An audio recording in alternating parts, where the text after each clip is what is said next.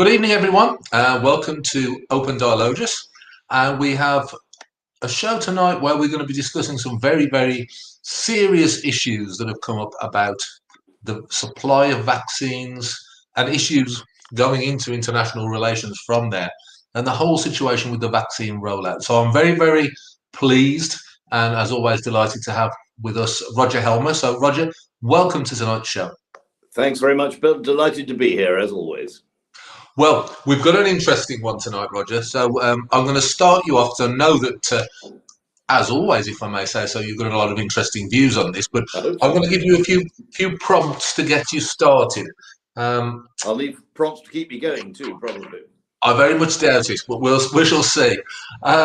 First and foremost, Ursula von der Leyen, reciprocity and proportionality in the supply of vaccinations is her standing excuse form of words for what they deny but appears to be an export ban on vaccinations leaving the EU to the UK. This position appears to be based on the fact that they're running behind the UK on the rollout of vaccines. Yeah. But as a European politician of many years standing and as an international businessman, what's your take on this to start off with? Well, she is saying that, but in commercial operations, and it is a commercial operation because commercial companies have made the vaccine, you are governed by the law of contract. You're not governed by somebody sitting in Brussels saying, well, I think it would be fairer to do it like this. And my understanding of the contracts, I'll be honest, I haven't read the contracts in detail, but my understanding is that we in the UK had a deal with AstraZeneca that said we would get first bite at the cherry. In other words, we would be first priority. The EU had a contract which simply said that AstraZeneca would use their best efforts to deliver according to their commitments. So clearly we have priority. Now, Ursula von der Leyen can come along if she wishes, and she can say, we don't think that's fair. So we need to look at why we think that's fair. And there are several reasons. The first thing is we got our order in, was it 3 months before the European Union got its in? It was faffing about, it was looking at alternatives, it was trying to negotiate better prices, it was waiting for the European Medicines Agency to approve it, so it was very late. Even that, I think, is grounds for saying we get first dibs at the vaccine. But there is a much more important issue, and the important issue is this. We, the United Kingdom, the government, and therefore the taxpayer, invested a huge amount of money in developing this vaccine, and I understand that the British government owns the patent to the vaccine. So it is, in a very real sense, in legal terms, it is our vaccine. We invented it, we created it, discovered it, if you like, and we paid the costs that were involved. And for that reason, of course, we have an absolute moral right to having our requirements dealt with before European requirements. And the other points I think that have been widely made but are worth repeating, and these points have been made by the government. If the European Union suddenly decides that for some reason it prefers not to export things from Europe, and therefore it decides it will give itself powers to ban exports, how many international companies thinking of investing are going to say, well, I'll invest in the EU, where at any time they can come along and if they want my product, they can confiscate it? Because that's what it amounts to. It amounts to confiscating it. No, they will go to free countries that respect the rule of law and respect in particular contract law. Now, the other factor, which also argues against the European ban, they are assuming that it is a European product. But of course, as many people have emphasized, the vaccine is made from a range of other materials, and there are many different supply chains. I read today, I can't check it, but I read today there are 19 different countries that supply bits and pieces that go into that vaccine. And in a sense, they perhaps have as much right to claim as the European Union has. In particular, we hear that there is a Yorkshire factory that actually distributes or manufactures and supplies to the EU factories a vital ingredient. The I hate to say it, but the fatty globules, I think, is the phrase that I remember hearing.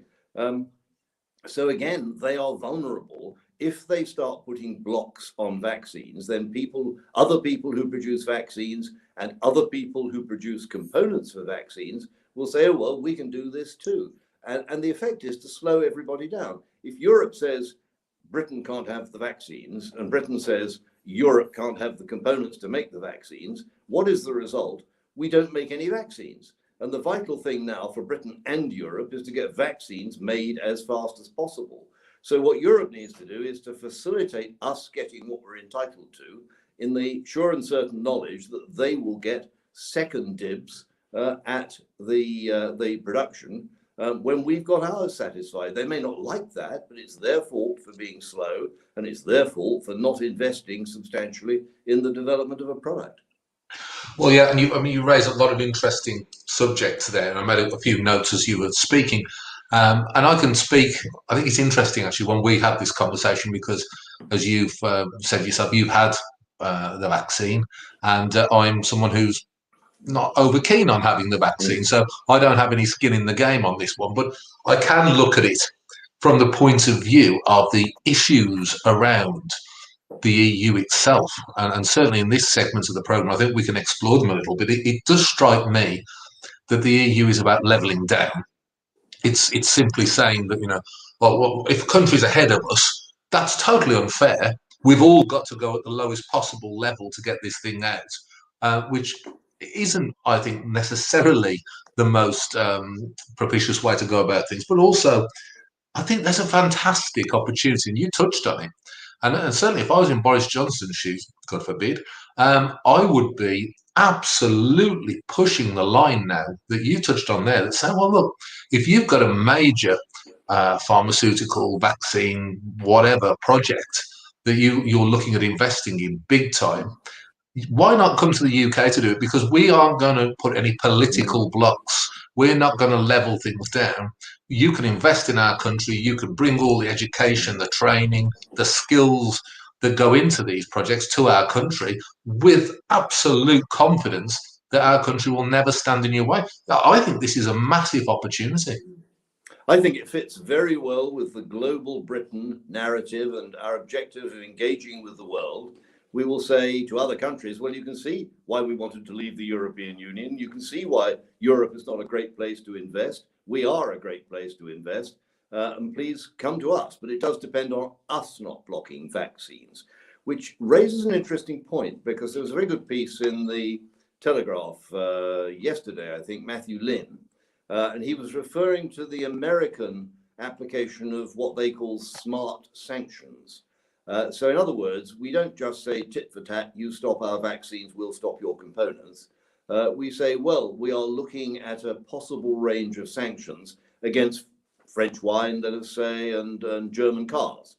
And just sort of toss that stone in the pond and see where the ripples go.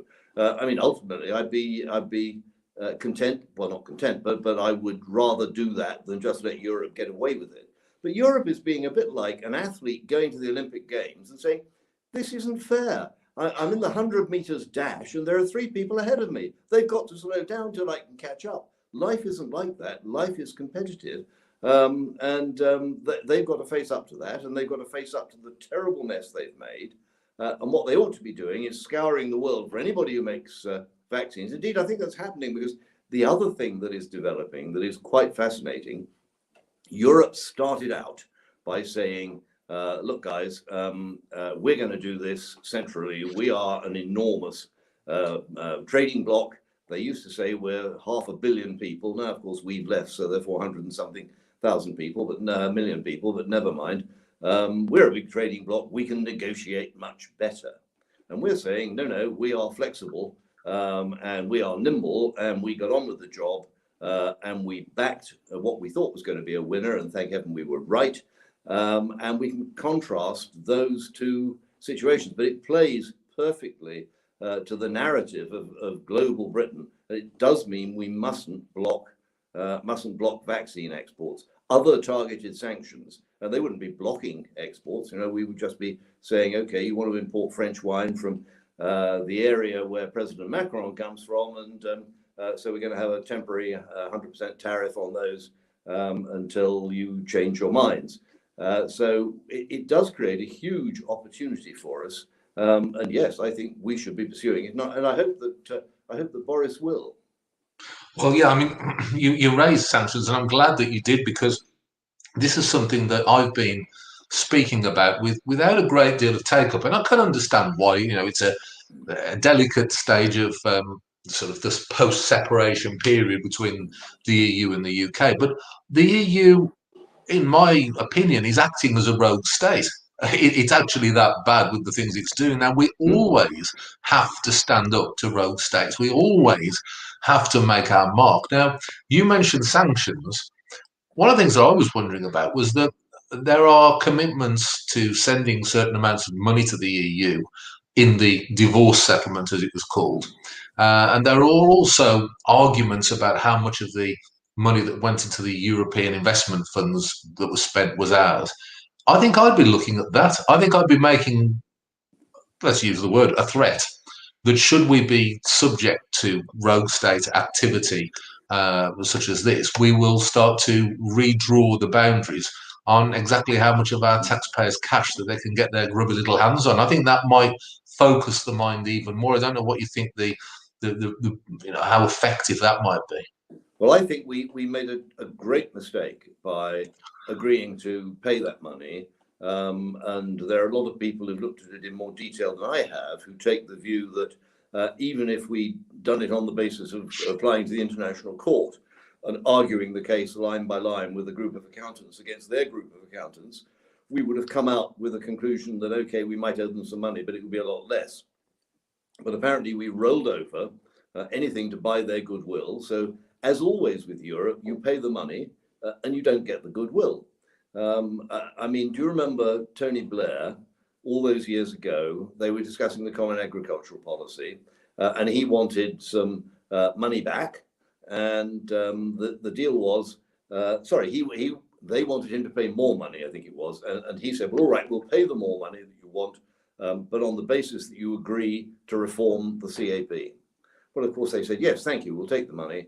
And the reform of the CAP never, ever followed. I mean, there have been minor month by month, year by year reforms, but the sort of reform that Tony Blair thought he'd negotiated never came. And it's the same here. They'll take the money, but they won't respond in a warm and friendly way. And just a little footnote to that, by the way, I have to say my fiancée, get very cross with Boris, who is constantly saying, well, we'll talk to our friends and allies in Europe.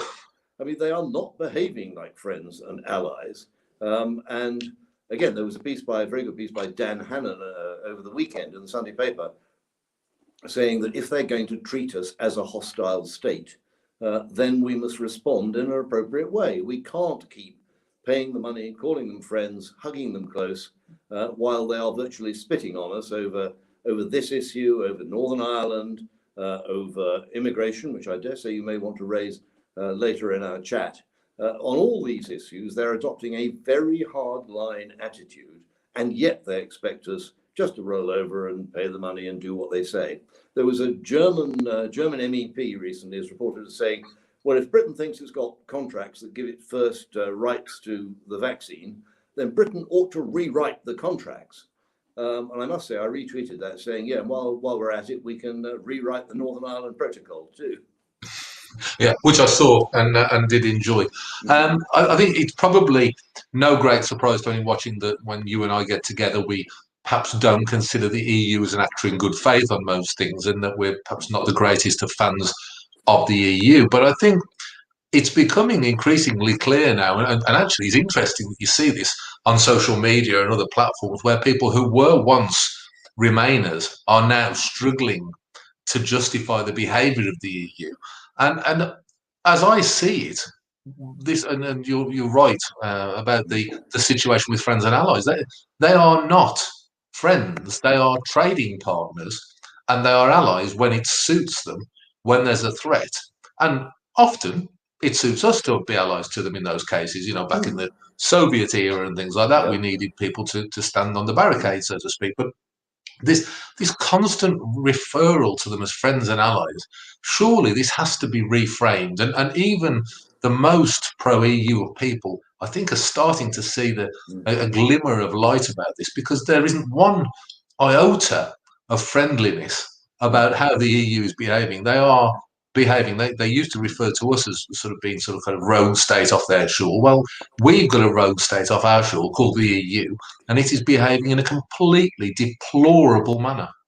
Yeah, I think you're absolutely right, and I think we have to respond in an appropriate way. You're not quite right, by the way, about all the Remainers changing their minds, because I saw a tweet from Lord Adonis recently in which he said, the first step to rejoining the EU starts here. I'm not at all sure what prompted that observation from him, but it shows there are still a few who are living in a complete, well, I can only call it a fool's paradise, if that's a paradise for Lord Adonis. But I absolutely agree with you that over and over again, I've seen people saying, well, I used to be a Remainer. I used to think it was quite a good idea to be in the European Union because of all the advantages I thought we got. But now I see how they are behaving. I understand they're not our friends. They're our competitors. Fine, we can be friends with competitors. I would make the point, by the way, that, I mean, we do seem to have quite a good defense relationship with France, or at least we did before Macron. I'm not sure whether that continues until today. So certainly, as the West faces threats from Russia, from China, a whole range of threats and problems, there are benefits to us and benefits to them if we can find areas of cooperation. But they are making it so much more difficult. Yeah, and I mean, you mentioned the subject of defence. I think it's something we need to park for later. But the latest government initiative on defence of cutting the army again is something that has annoyed me intensely. But I think we better stick to the preordained subject, because we could spiral off on that one. And I'm very sad that I missed Lord Adonis's pearls of wisdom, but unfortunately he's blocked me on social media, even though I'm not aware that we've ever had any kind of conversation. But well, I hasten to add, I don't follow Lord Adonis. I saw it because somebody got it and retweeted. So I do follow, got it and retweeted it. I just thought it was hilarious. Yeah. Well, I thought you might have liked it for a comic interlude, but but one of the things that struck me from this latest situation as well, I saw this quote and I knew we were speaking tonight. I thought, I've got to run this one by Roger, because I think this is one where perhaps you might read a lot into modern conservatism. Apparently, when discussing the situation with the vaccine rollout, Boris Johnson, on a Zoom call with his colleagues, said that capitalism and greed has served the UK well in its pursuit of getting the vaccines. And now he's having to roll back for that. And apparently he's ever so sorry that he said it. Quite frankly, his initial statement was bang on. And I think, capitalism and frankly greed, because they go together, whether we like it or not. They do serve nations well. They do serve people well. And for a Conservative Prime Minister, when he's actually got such a strong point at the moment, to roll back from saying that is extraordinary, isn't it? I think so, anyway. I think it's tragic. Although I think he was misunderstood. There are lots of people coming forward to say, well, heavens, doesn't he even know that AstraZeneca are giving this away free or selling it at cost or whatever they're doing? So that's not greed. How is that greedy? Although, as a BBC reporter pointed out today in an interview, that there are an awful lot of people in the supply chain who are making regular money and people getting paid for doing their work and all those things. But I think what Boris actually meant, although he didn't express it very clearly, he wanted to say, look, capitalism gets an awful lot of criticism, especially from the left, because they assert that it is selfish and greedy and that's all it's interested in, and therefore it's bad for people. He was saying, yes, they're driven by self-interest, they're driven by the profit motive, but the result of them being driven and motivated and incentivized by the profit motive is that you get wonderful outcomes. And the very rapid development of the AstraZeneca vaccine surely is evidence of that. And if we didn't have big pharma companies that were able to produce that sort of result, we would be in a terrible state now. Well, yeah, I mean, one of my favourite films from some time ago now is Wall Street, and the character Gordon Gekko in that, played by Michael Douglas. One of his things that supposed to be making look a villain, where he's saying greed is good. Well, actually, greed, if you quantify it as desiring the product, desiring the service, and desiring it as real passion to consume, is actually good because it drives an economy. And that's what's being lost here. We've got a socialist constructed EU who want to level everything down and are still, amazingly, after all the efforts against it, largely capitalist UK, which is actually thriving. And as I said, I don't have skin in this because I'm not really keen on taking vaccines, but I love the fact that we are ahead of the game, and it's based largely on a capitalist approach. Well, and also with AstraZeneca, I think they may not be making initial profit, but there's reputational gains that can be made for it. So there is a profit of sorts in it. But I don't know if you noticed, there was just a message flashed up from a viewer on the screen that said it wasn't greed, it was national self-interest. And I'm happy to live with that. Fine, national self-interest, great thing. I was going to refer also to Adam Smith. We've got to quote lots of Scots these days if we can. It's regarded as a good thing to do. And it was Adam Smith who pointed out that people within the rule of law pursuing their own interests and getting on with their own businesses and minding their own shop actually contribute in the mass to the benefit of everyone. If everybody gets on and makes the most of the talents and skills that they've got, makes the most of the capital they've got available to invest, of course there are always people who break the rules. Of course there are always people who do things that produce a negative outcome, and they get the big headlines. But the overall effect is that you get a thriving economy with lots of jobs and lots of growth, and that is a good thing. So yes, I didn't know we were going to get onto general aspects of capitalism, but capitalism is justified because it works, and it seems generally to deliver prosperity, as opposed to socialism, which actually consistently delivers the opposite. I love the way that the guy who left the last Labour government left a note in the Treasury saying, sorry, we've run out of money. I think he left that as a joke, but it is absolutely typical that Labour socialist governments run out of money because that's the way they operate. Yeah, well, we weren't intending to get onto capitalism, but when I saw that quote and I knew I was speaking to you tonight, I thought, that's one I've got to throw towards Roger. But I did notice another viewer message come across the screen about from 3 weeks to flatten the curve to this, and we will come on to that a little later. I just want to finish off on the current contracts and vaccines situation, if I may, with another situation, which is the news that 29 million doses of the vaccine have been found at an AstraZeneca plant in Italy. And apparently, according to the way it was reported on Sky News, those doses were due to come to the UK. Now it appears, again, as reported by Sky, that those doses may well be being sent into the EU for use under considerable pressure from the authorities. And it looks like our authorities, may well bend to the pressure and allow that to happen. That surely is breaking contract laws. And it's a term which I'll borrow from you. I know you've used it on your Twitter account. Surely it's near enough piracy. Yeah, it's fascinating, isn't it? The way the media present this, it was EU inspectors went to a factory and discovered millions of doses. It's a bit like saying they went to a cigarette factory and found cigarettes. Is that a news story? Especially as they initially tried to report it and spin it in terms of, well, these are obviously intended for the UK and these are going to be blocked too, and they're going to put us back a month on our vaccine rollout. And then, as you rightly say, later reports said, they weren't actually coming to the UK at all. They were going to Belgium. To be honest, Bill, I don't really know the detail of the contracts. And it may well be that the delivery to Belgium is justified. I can't really comment on that. I'm not going to get angry because they're sending them to Belgium and not to Britain. But I just think the attitude is hilarious. That first of all, we think there's something wrong with the vaccine manufacturer having vaccine in stock, and then we assume that it's part of the blocking supplies to Britain when we don't really know that it is, and it rather looks as though it isn't. Yeah, and talking of assuming something's wrong, We also had not so long ago Angela Merkel and Macron absolutely rubbishing the AstraZeneca vaccine. First and foremost, they weren't going to give it. It wasn't effective for people over 65. Now they're saying they would only give it to people over 65. And then, after having said how awful it is, they're now throwing their toys out of the pram, demanding more of it.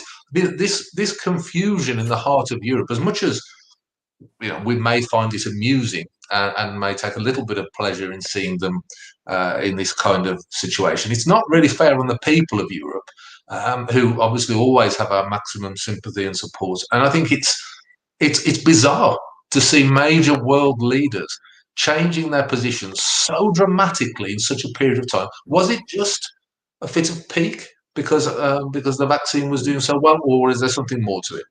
Well, we saw Angela Merkel today apologizing in the most abject terms for yesterday announcing an Easter lockdown and today rescinding that instruction and withdrawing the Easter lockdown. So at least in some respects, they recognize they're getting it wrong.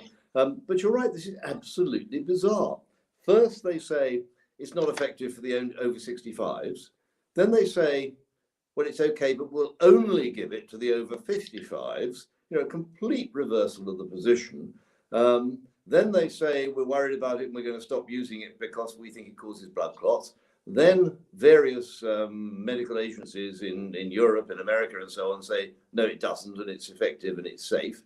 But also they are demanding more supplies, even though they got warehouses full of supplies, which they are not using, because as a result of their, let's use the phrase, fake news, is it 60% of Germans say they won't have the AstraZeneca vaccine because they're frightened of it, and similar figures across the rest of Europe. So you have to say, what do they want it for?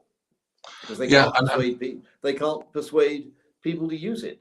So I think we actually have an extremely bizarre situation here. The great thing is, I mean, if you take a Eurosceptic view on these things, the credibility of these people is completely shot. Because if we can see that this is nonsense, I suspect the average French and German voter can see that it's nonsense as well. So they're doing themselves huge harm and doing the European project harm too. Because as we've seen, we have EU countries going off and breaking the rules, the EU rules, and sourcing vaccines wherever they can. There was a report that one Eastern Europe, was it Austria, was going to be making the Chinese or possibly the Russian vaccine. I mean, that must be anathema to the people in Brussels, because they say we're big, we're strong, we can negotiate. So if you let us do it for you, you'll get a much better result than if you're a little country. I mean, there's a comparison that comes up there that I wish rather like. People used to say, well, Europe can do free trade deals around the world. It's terribly clever at doing that because it can use its muscle and its strength. So it can do free trade deals in the way that small countries can't. And I wondered if that was a valid argument until I discovered that Switzerland, which is small by anybody's standards, actually has free trade deals with more countries representing more GDP than the EU does. I think it was something like double. It was a very substantially larger figure. So size isn't everything, especially when you are extremely flat-footed, as they now appear to be. Yeah, and it also appears that there's been discussions between the Germans and the Russians about their vaccine, Sputnik vaccine, and with the French as well. I mean, the political situation in France is very delicately balanced at the moment, with a lot of opinion polls showing our former, I don't think colleague is the right word, but former fellow member of the European Parliament, Madame Le Pen, absolutely on the surge there. And the French have a notoriously strong anti-vax movement in the first place. They are not the most open-minded towards this kind of thing. And the way Macron's been behaving, it almost seems like it's giving turbo boosters to Madame Le Pen to break the whole establishment there. And if she gets in, I think you'd probably agree with me, that's the end of the European project. Well, it could well be. But I am starting to get the impression that Macron, unless he can pull something out of the hat in his remaining months, he's going to be toast, because it's a desperate result. And you're right, they've built up this sort of anti-vaccine sentiment and Macron is right at the front of that. But you ask why they did it. I think it is just genuine, sort of rather juvenile pique. You know, there are the Brits. We know they're going to fall apart because they've left the European Union. They haven't got the strength of Europe around them anymore. And then suddenly we have this huge success with the vaccine. I think you have to recognise, whether you love the Conservatives or hate them, and whether you like Boris or don't like Boris. I think Boris is a fascinating name, by the way. I'm determined to get myself a dog sooner or later, a borzoi, and I think Boris is the ideal name for a Russian wolfhound. But he certainly had a huge success with the vaccine, and I just think they're angry. How is it that this upstart nation that has rejected Brussels and rejected the EU, how can they be doing so well when we're doing so badly? We shall badmouth them without thinking ahead to the effect. First of all, Macron looks ignorant because he was simply wrong. There was no data justification for the position that he took.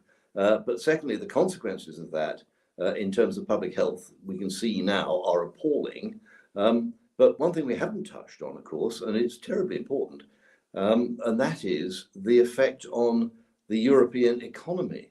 Because what we're seeing at the moment is we're seeing the major economies of Europe, including France and Germany, closing down yet again. So any sort of recovery in Europe, in the EU, is going to be months behind a recovery in Britain. That is assuming we get on and exploit the advantage we have. And I dare say this brings us, Bill, to something else you want to talk about, but ending the lockdown, we are throwing away the advantage of this very rapid vaccine rollout if we say to ourselves, oh yeah, we've had a good vaccine rollout and more than half the adults in Britain are vaccinated, but heaven knows there may be another variant round the corner. So we better just keep the lockdown going and so on. And I see people on Twitter saying, they're making lockdown permanent. This is the Great Reset. We're going to have a permanent lockdown. Now, even I find that difficult to believe. But on the other hand, all the developments we're seeing, and we may have to keep wearing masks and social distancing into 2022 and beyond. I just want to pick up those Matt Hancock and Boris and shake them and say, look, you've scored an enormous victory. All you've got to do is pick up the prize, but you can't pick up the prize if you keep the country locked down. Well, showing our normal teamwork, Roger, you have taken me on to the next section very nicely. But before we do so, I think you've given us an opportunity, and I think here and now we can say Open Dialogus contest. Write into us on Twitter or social media or whatever with the best kind of dog you think you could call Boris. What kind of dog best suits the name? There was quite a few that were whistling through my mind there when Roger was speaking. So, but I won't throw my suggestions in. But definitely a Russian wolfhound. But yeah, put your ideas forward and let's hear it. Now then, moving back to the serious stuff. Lots of people vaccinated. Big rollout of it in the UK, very successful. However, we are constantly told by the horsemen of the apocalypse, otherwise known as SAGE, that we cannot behave differently. We must still maintain our caution and our distancing because you can still catch it and pass it on. And also, let's throw all of these things in here so we can open the chat up properly. There is a continual stream of new mutant variant, strange creations coming in. I've heard of the New York variant. I've heard there's a double mutant in India that's coming our way. There's all these different mutations and variations that some of them they fear might bypass the vaccine. So with that in mind, I've not seen a single official source give a promise that when we hit a certain number of vaccinations, we will open up completely. Not a single one. I've seen lots of waffle about lights at the end of tunnels and jabbing freedom into arms and other meaningless platitudes, but not one thing that says this vaccination program will open us up, which means that whether you call it lockdown or you call it regional restrictions or you call it limited social distancing, the economy is still going to have handcuffs on it for the foreseeable future. Am I reading that wrong? Well, I hate to say it, and I'd love to say you were wrong, but I don't think you are, Bill. One of the things that really sticks in my throat is Boris saying we will be driven by the data, not the dates. But then, as soon as the data start coming through very much better than anybody anticipated, and the rates of infection and hospitalization and death are going down faster than anybody could have hoped, suddenly we're driven by the dates, not the data. And Boris is saying, no, we're definitely not going to bring those dates forward. And by the way, we may move them back. You know, we were going to have foreign travel from May 17th, but now we better look at July, and we better not consider having holidays abroad until maybe next year if you're lucky. This thing could go on forever. And, you know, I hear the argument that, okay, there are new mutations and they may not be affected, so they may not be blocked so effectively by the vaccines. These things are all true. But at any time, anywhere, there are always risks. And it's a bit like we're saying, you know, here we are in the log cabin, and we may not leave the log cabin because there might be a bear in the forest. And my attitude is, I'm not going to spend the rest of my life in a log cabin, grab the rifle in case there's a bear, and get out there and do whatever we want to do. And I was a conservative for many years. I mean, before I got into active politics, I was a supporter of the Conservative Party, and I was a Conservative MEP for 12 years, I think, before I joined UKIP. But I am horrified that we, you, me, everybody, we are being told by the government that we cannot actually go abroad. Hang on, we are free people. We are entitled to go abroad if we want to. They're going to fine us £5,000 for going to the airport unless we have a reason that the government thinks is good enough for us to go to the airport. I mean, I'm angry about that, and the idea that we can't leave the country is just appalling. Other countries are perfectly entitled to say you can come or you can't come, or you can come subject to certain conditions. I've been to Madeira a few times recently, and what they're doing in Madeira is they're doing tests on arrival. And literally, you get off the plane, you have a long queue of passengers, and every single one is subjected to the swab test, the nose and the mouth. And I have to tell you, I just had no idea that you could put a swab that far into your brain. I was afraid it was going to come out the other side. But it was a horrible experience. I hated it. But nonetheless, it was worth it for a fortnight in Madeira. So they can make what rules they like, and we can't challenge that. They're free countries and they can make their decisions. But the idea that our government here at home is telling us all these things we can't do, and we can't see our family at Easter and so on, it is an outrage, and free people should be angry. And one of the themes that comes up repeatedly on social media, and I have great sympathy with it, is simply this, that we're horrified that so many of the British people are accepting of it. And you say to people, opinion pollsters go out and say to people, well, do you think this is right? And 80% of them say, yes, we want a lockdown. And do you want a tougher lockdown or a lighter lockdown? And the majority say they want a tougher lockdown. As always with these questions, if you ask somebody a question, it's like the climate change question. You say to people on the street, do you think something should be done about climate change? And they say, oh, yes, it should be. And you say, well, are you prepared to have fuel prices and airline prices and all those prices raised so that you would be paying £2,000 a year more to have a greener future? And they say, oh, no, somebody else should pay for it. The government should pay for it. The government should do it. I'm not doing it.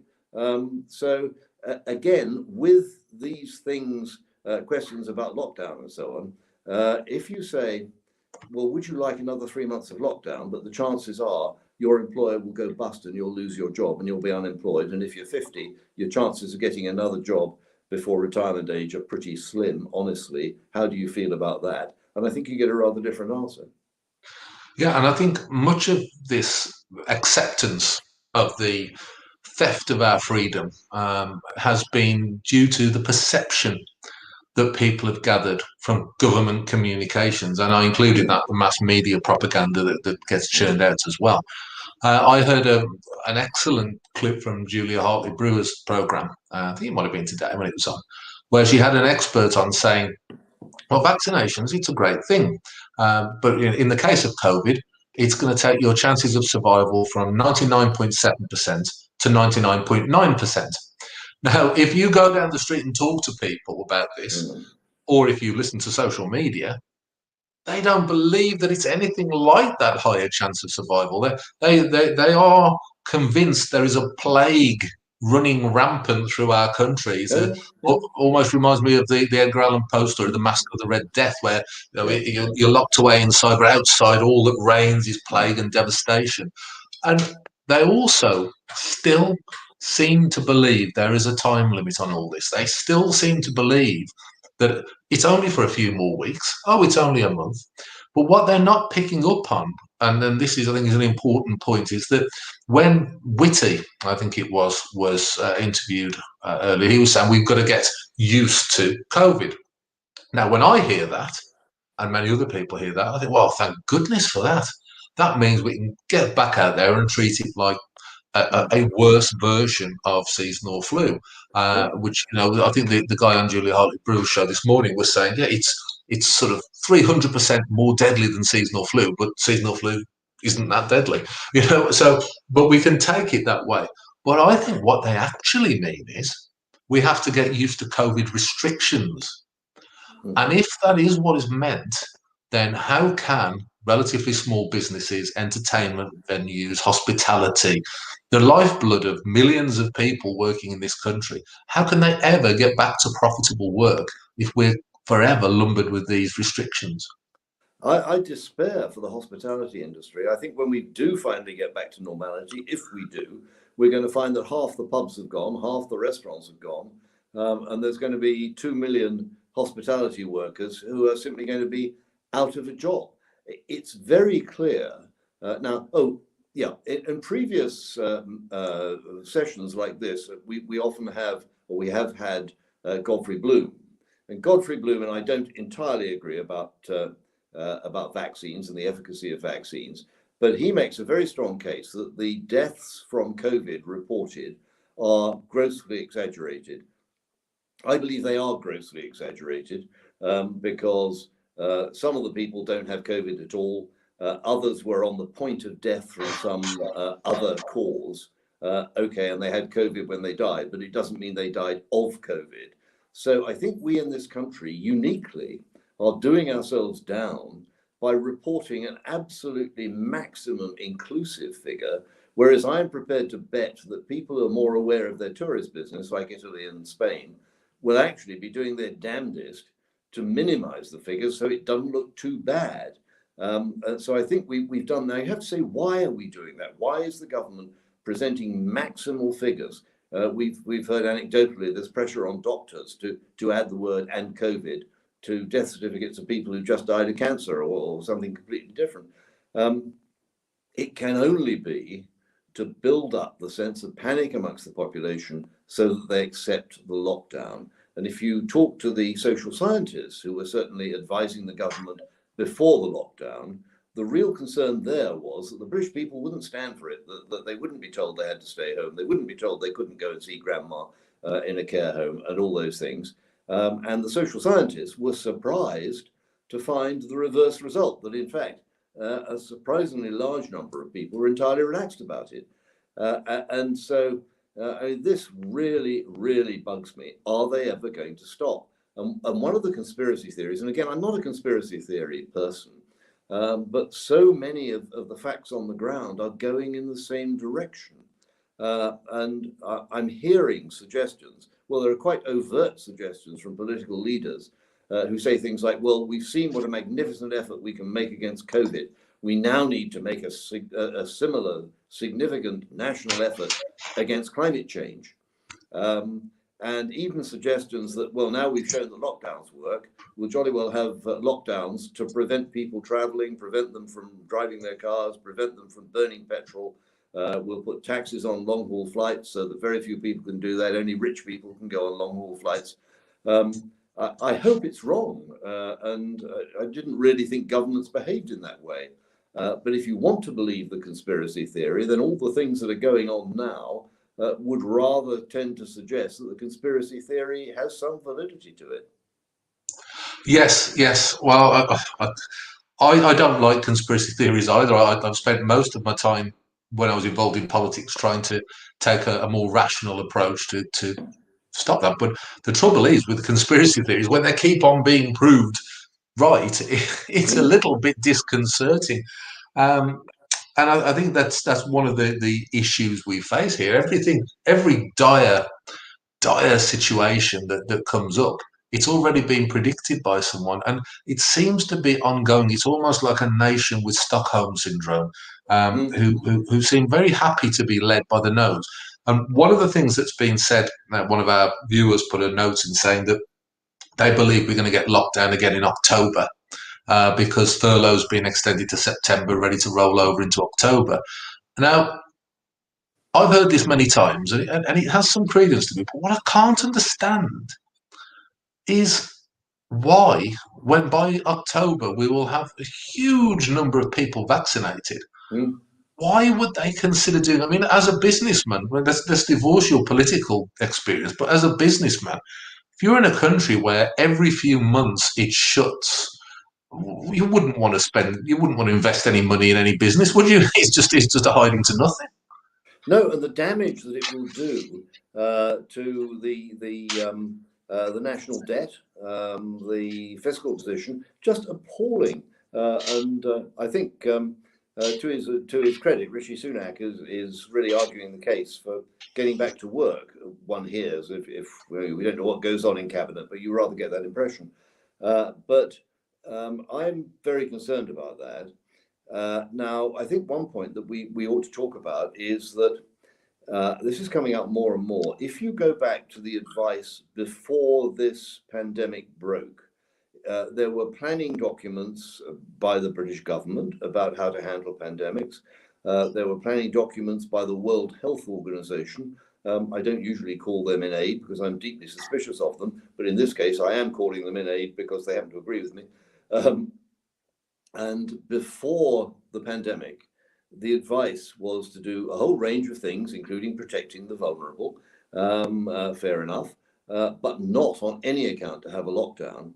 And indeed, the World Health Organization since then has issued statements saying that the economic damage is out of proportion. And I think we all know, I won't go over it in detail, but we all know the collateral damage from other diseases, people not prepared to go to hospital, cancer cases not diagnosed, mental health issues, impact on education and the children's future prospects are dreadful. And so why on earth, when we had all the planning in place that said no lockdowns, did we suddenly do lockdown?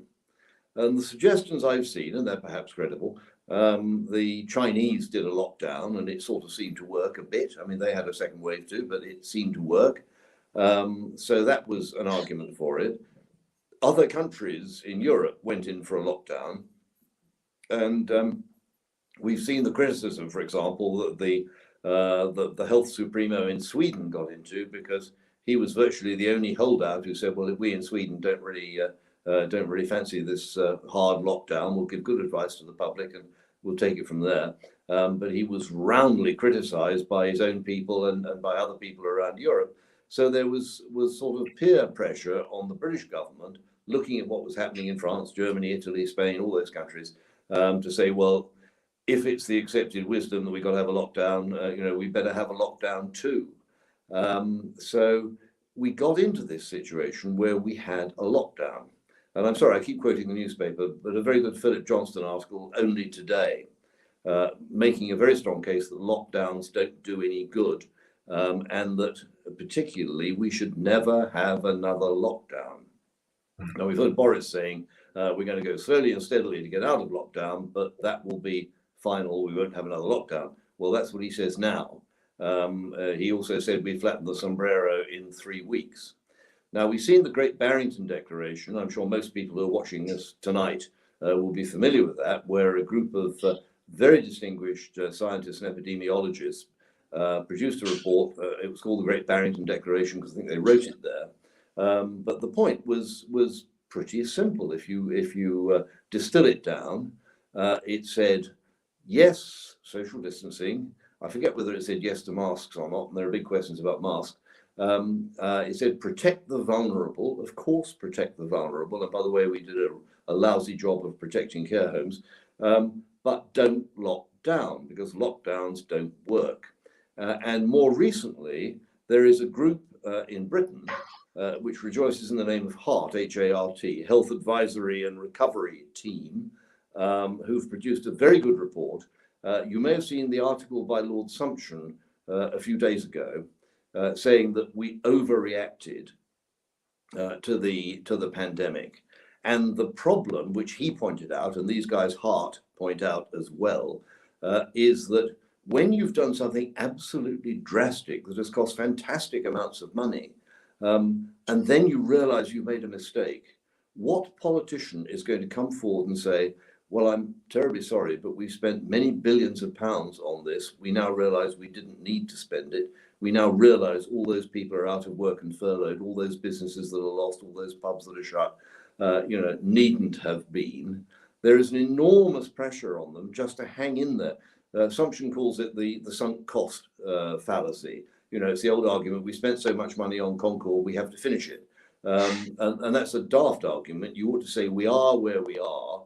From today, is it sensible to spend more money on it, or is it sensible to change our position? And it's exactly that situation with pandemic planning. We were wrong. We should not have had a lockdown. We didn't need a lockdown. And we shouldn't have closed down the business in such a rampant way. And we would be in a much better place now if we hadn't done it.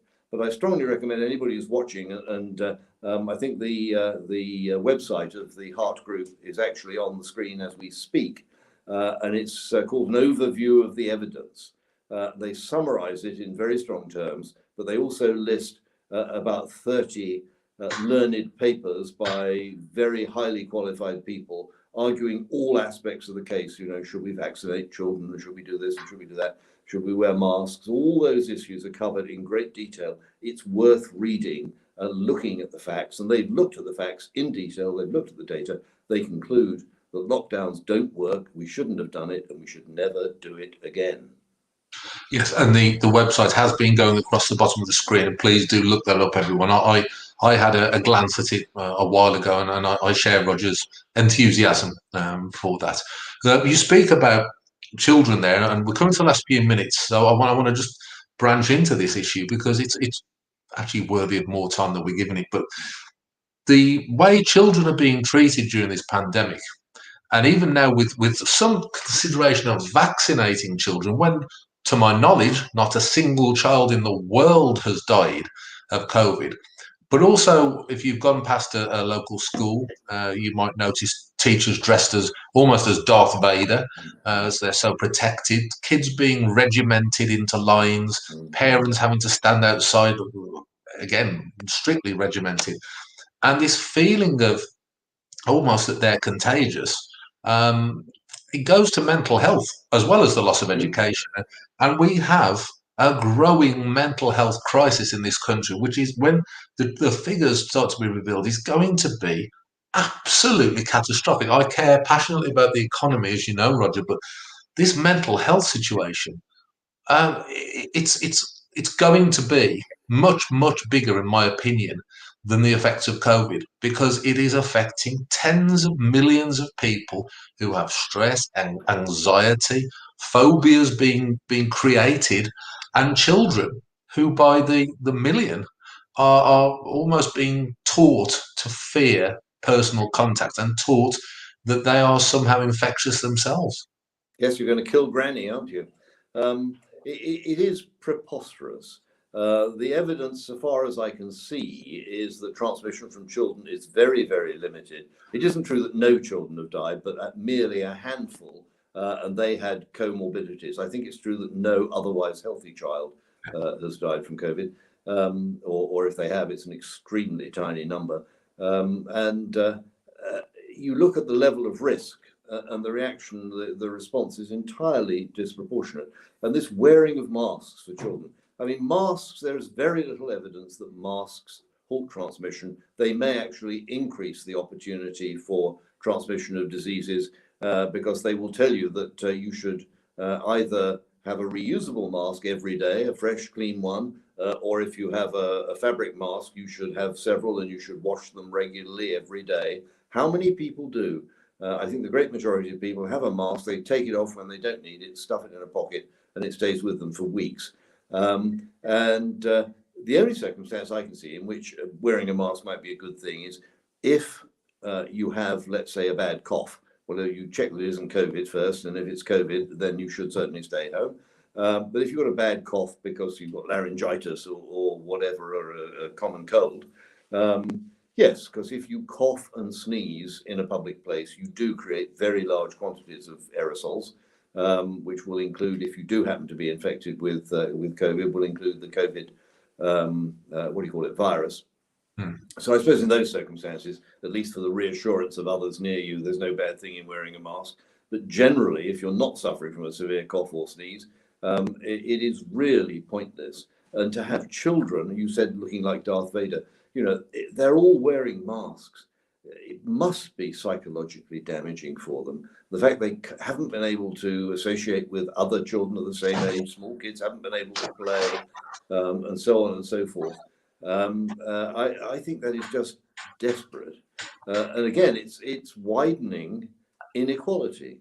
I don't think equality is the only thing we should strive for in society, but I don't think at the same time we should deliberately take actions which can be seen to be widening inequality. And it's clear that kids, as always, kids who come from middle-class homes with books and lots of computers and mobile phones have sort of been a bit all right with learning online, whereas other kids without those benefits and perhaps with parents who are less concerned about education and not keeping the kids' noses to the grindstone, they have got very badly behind, both socially and educationally.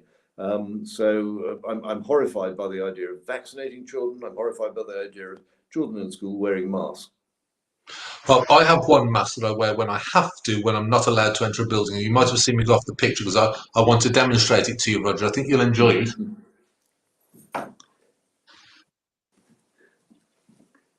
I approve that. End the lockdown, absolutely. That's the only mask I'll ever wear. Yeah. But there are places legally you have to, and I don't want to put the staff in a position of having to try and throw me out. So, well, I'm in the happy position of actually having an exemption. And I rely on that, and I go to supermarkets and things, and they know me in the local supermarkets. They don't even ask anymore. But there is the odd time where it's very. I can stand wearing a mask, for a short period if I have to, and although I hate it, and sometimes it's easier to wear it for 5 minutes than to argue. So I have one in my pocket, and I have to say it's been there longer than it ought to have been. But there we are. Now, we're right towards the end, but there's one thing I just want to throw at you for a quick minute or so's response. I know you're used to that from the EU Parliament. We're vaccinating, we're making sure everyone in the UK is socially distanced, and yet still thousands upon thousands of people manage to come across the channel in dinghies, and they appear to be being allowed to stay here by the government. And they're breaking every quarantine rule and under the sun. How can any of what we're doing make any sense while we still allow that?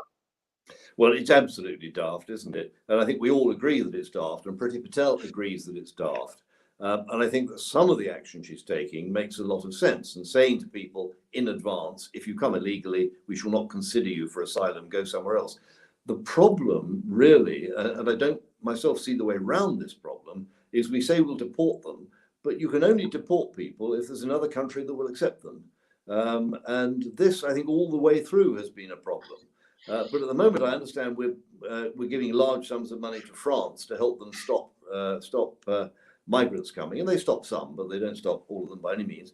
I think we ought to go back and say, well, look, chaps, we're only going to go on giving you this money if, as part of the deal, you accept people back who have clearly come across the channel from France. And we might have to do a bit more negotiation on that. But we have to find a way of France they should be a French responsibility. The French should stop them coming. If the French fail to stop them coming, then we ought to be able to send them back. Yeah, and I think this tougher negotiating position with the EU and with its member states is a theme of our conversation. And perhaps going back to the dog issue. Perhaps we should have Boris the Rottweiler rather than Boris the Poodle when it comes to dealing with those Nice, things. yes. Roger, we're at the end of our hour. I can't believe It's, it. It's been great fun, Bill. I've really enjoyed it. Thank you. I've loved it, and it's always a real shame to me when we come to an end, because I do love these conversations. But thank you very, very much indeed for coming onto the stream tonight. It's been an absolute pleasure, Roger. Super. Me too. Thank you very much indeed, Bill. That's great. And everyone out there, as I always say, if you've enjoyed this, or if you think it's been stimulating discussion, or if you think people should see this, even if they disagree, please subscribe to Open Dialogus, share this around every social media you can.